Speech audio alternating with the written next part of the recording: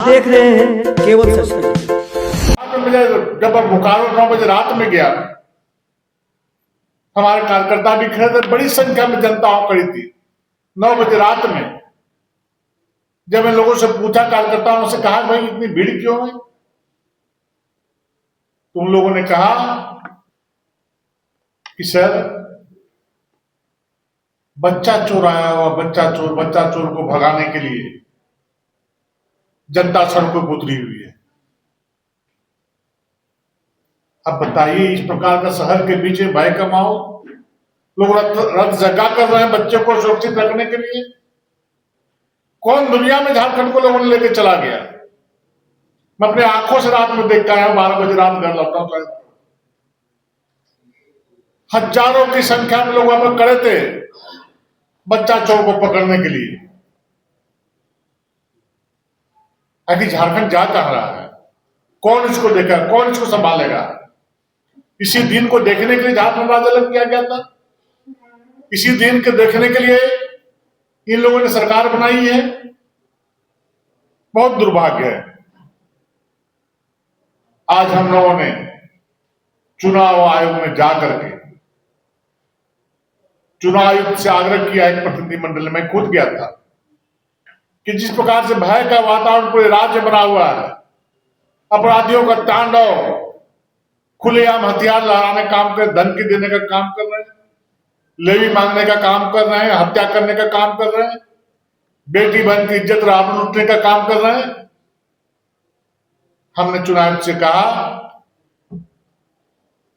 कि प्रत्येक मतदान केंद्र पर सीसीटीवी कैमरा लगाए जाएं और प्रत्येक मतदान केंद्र पर सुरक्षा बल की तैनाती की जाए। अगर यदि इस प्रकार की तैयारी हम नहीं करते हैं, सरकार नहीं करती है, तो निष्पक्ष और पारदर्शी तरीके से नगर पंचायत, नगर परिषद और नगर निगम के चुनाव नहीं हो सकता झारखंड में। जब विधानसभा चुनाव में 29,000 से अधिक मतदान केंद्र थे, यहां पर प्रत्येक मतदान केंद्र पर सीसीटीवी लगाए गए थे, प्रत्येक मतदान केंद्र पर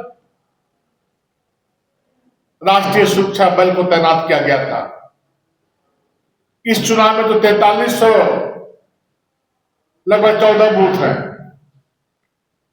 इतने कम संख्या में मतदान केंद्रों की, तो इस पर क्यों नहीं सीसीटीवी लगाने का प्रावधान लोग कर रहे हैं? क्यों नहीं अर्धसैनिक बल को, सुरक्षा बल को मतदान केंद्रों पर तैनात करने का तैयारी की जा रही है? इस इनकी मंशा साफ है। पहले तो लोगों ने ईवीएम से चुनाव नहीं कराने का कहा, दलीय आधार को नकारा, और अब हर प्रकार का षड्यंत्र करने का काम इस राज्य में चलने वाली सरकार कर रही है। इसलिए पत्रकार वार्ता के माध्यम से मैं चुनाव आयोग से भी आग्रह करना चाहता हूं कि चुनाव के पूर्व, मतदान तिथि के पूर्व ये तैयारी मुकम्मल होनी चाहिए, ताकि पारदर्शी तरीके से सुरक्षा के माहौल में मतदान संपन्न हो।